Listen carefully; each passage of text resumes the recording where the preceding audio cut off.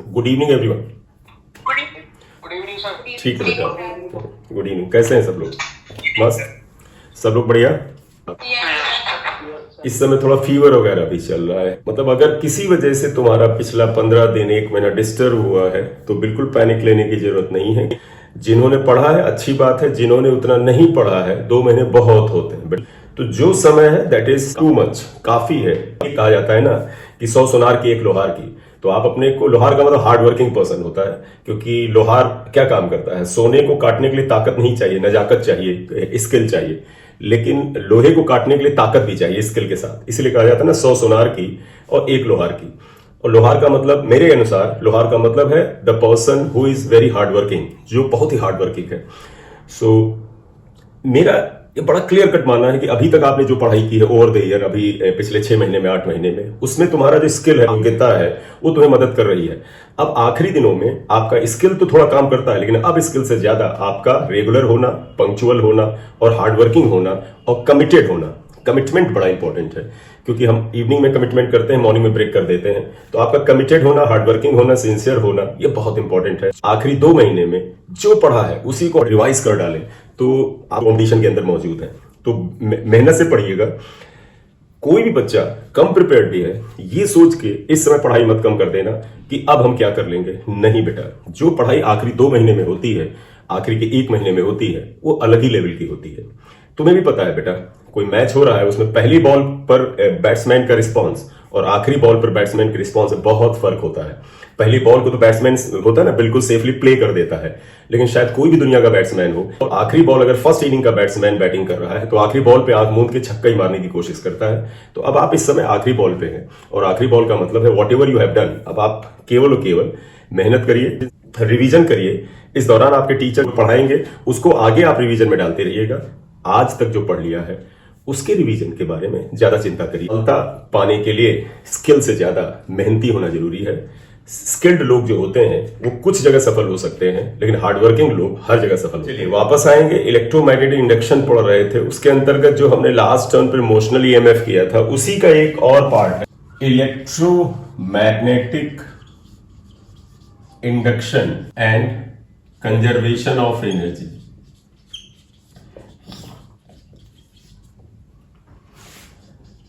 एक तरह से हम इसकी हेडिंग और भी रख सकते हैं, जैसे एक्सप्लेनेशन ऑफ इलेक्ट्रोमैग्नेटिक इंडक्शन भी हो सकता है इसका heading.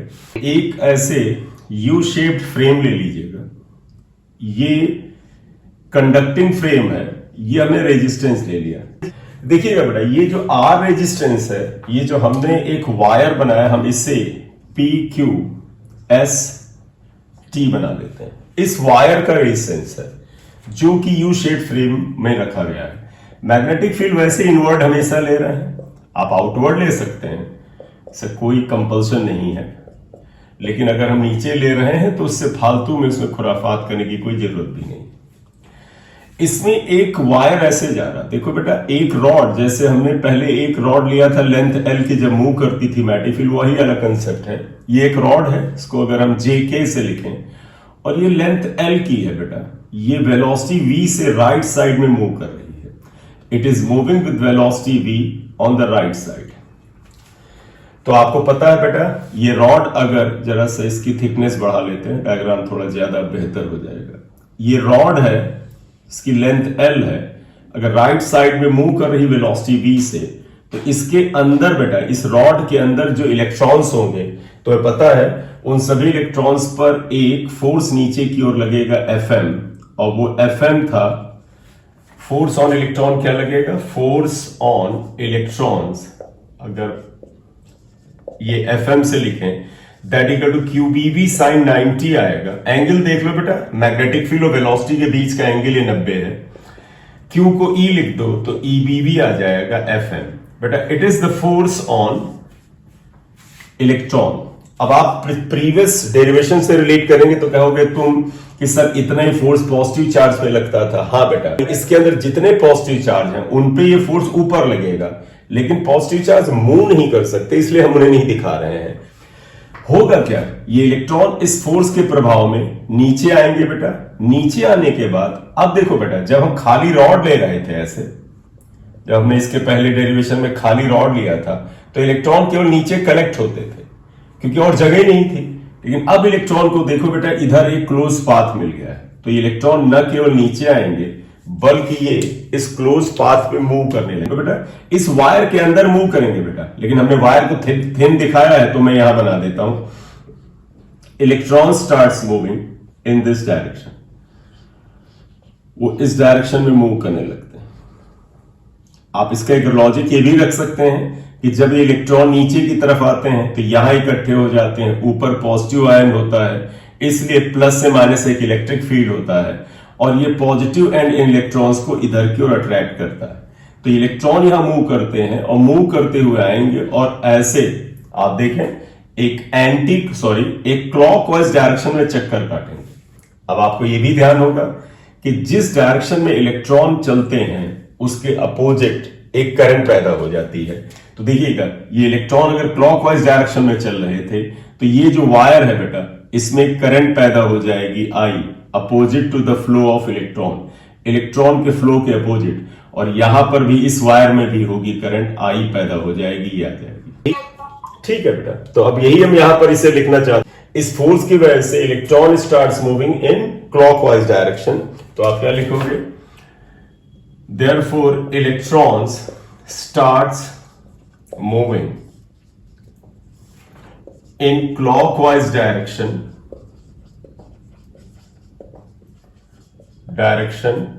and producing current I in anti-clockwise direction. Anti clockwise direction में करंट पैदा कर। एल लेंथ का कंडक्टर अगर मैग्नेटिक फील्ड बी में करंट आई अगर फ्लो करती है तो किसी एल लेंथ के कंडक्टर में मैग्नेटिक फील्ड बी में करंट आई पैदा करती है, तो फिर बेटा इस कंडक्टर पे एक मैग्नेटिक फोर्स और लगने लगता है। तो मैं रिपीट कर दूं, we know that if current I flows through a conductor of length L place in magnetic field B, then it will experience a force. Now electrons will experience a force. इनके ऊपर एक force लगने लगेगा, F equal to IBL sine theta होता है। यहां पे theta भी जो है बेटा वो B और लेंथ ऑफ कंडक्टर देखो इसी बोर्ड में है, व्हाइट बोर्ड में, और मैग्नेटिक फील्ड इनवर्ड है, यानी ये एंगल 90 आएगा। तो this force will be equal to IBL sine 90 होता है। This force will be equal to IBL। इस कंडक्टर JK के ऊपर एक फोर्स लगने लगता है IBL। तो यहां पर आप पाते हैं कि एक फोर्स IBL इस कंडक्टर JK पे लगने लगता है। फ्लेमिंग लेफ्ट हैंड रूल से इसकी डायरेक्शन देखो बेटा, इस फोर्स की जरा आप चेक कर लो बेटा, कंडक्टर पे क्या होगा फिर मैं बताऊं। देखो I ऊपर की तरफ करंट है, B नीचे की तरफ है, तो अंगूठा लेफ्ट में है। राइट हैंड पाम से देख लो, आई की डायरेक्शन में अंगूठा, तो करंट ऊपर है अंगूठा। मैग्नेटिक फील्ड की डायरेक्शन में फिंगर्स को रखिए, तो जिधर हथेली होती है उधर की ओर फोर्स, ये फोर्स इस पर इधर की ओर लगता है एफ। तो क्या लिखोगे इसकी direction? By Fleming's left hand rule या right hand palm rule, left hand rule, F is on the left, ये लेफ्ट साइड में लगेगा, करेक्ट। लेकिन मान ले बेटा ये कंडक्टर, मान क्या लें, ये कंडक्टर की कुछ वेलोसिटी थी, तो ये चलता तो रहेगा, ये फोर्स इसकी वेलोसिटी को कम करेगा। तो बताइएगा इस फोर्स जो कि बाईं तरफ लग रहा है, अगर कंडक्टर नई पोजीशन में आ जाता है, बताइएगा suppose conductor reaches to new position K dash J dash, और इस दौरान वो जो दूरी तय करता है वो dx तय करता है, और dx दूरी तय करने में उसे टाइम dt लगता है। तो आप देखिएगा ये v वेलोसिटी की वजह से चल रहा था, इसकी वजह से इसमें करंट आई, करंट की वजह से एक फोर्स आया, और इस फोर्स के अगेंस्ट सपोज वो यहां से यहां तक चला गया dx डिस्प्लेसमेंट में। It means now the work done against this force हम निकाल सकते हैं। तो आप यही लिखेंगे, सपोज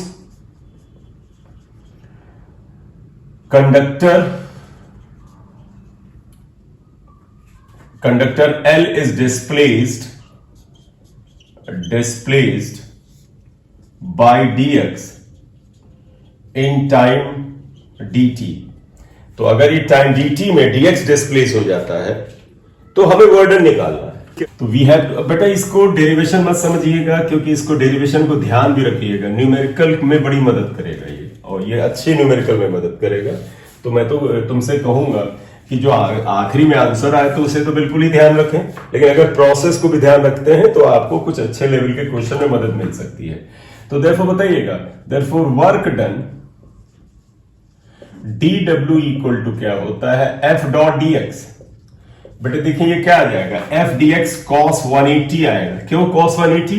डिस्प्लेसमेंट राइट साइड में होगा, फोर्स लेफ्ट में है, तो एंगल 180 है, तो that will be equal to f dx minus 1। तो ये वर्डन आ गया बेटा, f dx माइनस में ये वर्डन आया, इसे इक्वेशन x1 मान लेते हैं।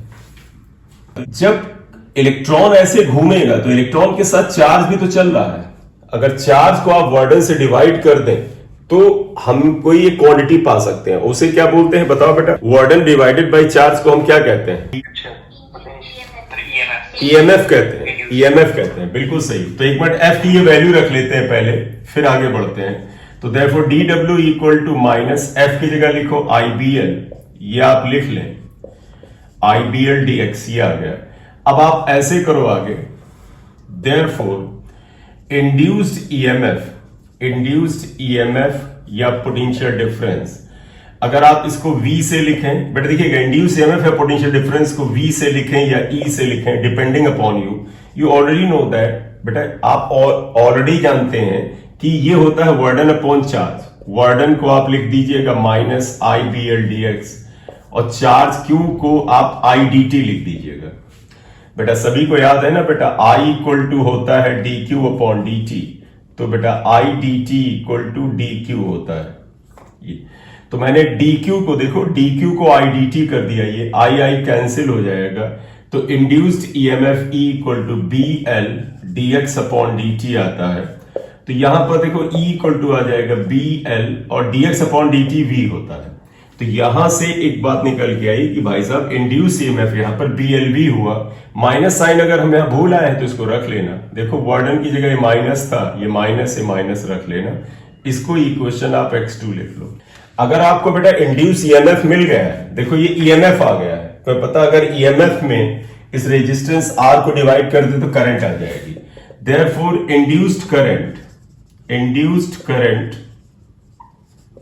I equal to E by R होता है। R ध्यान रखिएगा बेटा इक्विवेलेंट रेजिस्टेंस है, इस सर्किट के इक्विवेलेंट रेजिस्टेंस में इसके अलावा अगर कहते हैं इस सेल का भी कुछ रेजिस्टेंस है तो वो भी आप लेकर के चलोगे।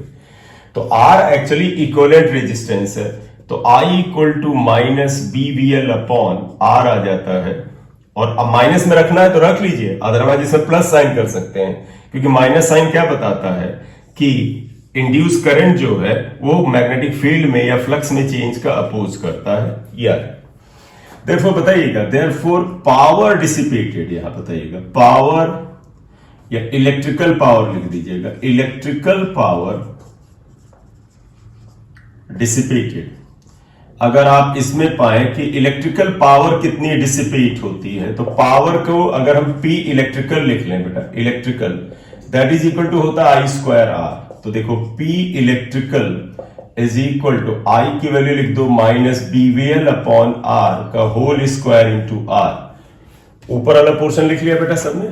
ये P इलेक्ट्रिकल ये आया, देखो P इलेक्ट्रिकल इक्वल टू आएगा B square V square L square upon R। आपको इसे ध्यान रखना चाहिए, इस मेथड को भी ध्यान रखना चाहिए। इलेक्ट्रिकल एनर्जी डिसिपेटेड ये आ गया बेटा, यहां पर इलेक्ट्रिकल पावर का मतलब इलेक्ट्रिकल एनर्जी डिसिपेटेड पर सेकेंड होता है, इलेक्ट्रिकल पावर डिसिपेटेड ये आ गया।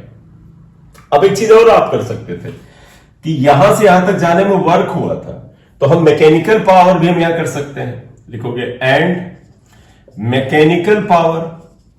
तुम कहोगे इसकी बात क्यों कर रहे हैं, मैकेनिकल पावर हम क्यों निकाल रहे हैं? आप बताओ बेटा, ये रॉड अपने आप तो चलेगी नहीं, कोई ना कोई मशीनरी लगाई होगी, हमने आप में से किसी ने धक्का मारा होगा, तो इस रॉड को भी वेलोसिटी प्रोवाइड करने के लिए हमने आपने मैकेनिकल वर्क किया है, इसलिए हमें मैकेनिकल पावर निकालनी है। मैकेनिकल पावर बेटा P मैकेनिकल इक्वल टू होता है dW अपॉन dt,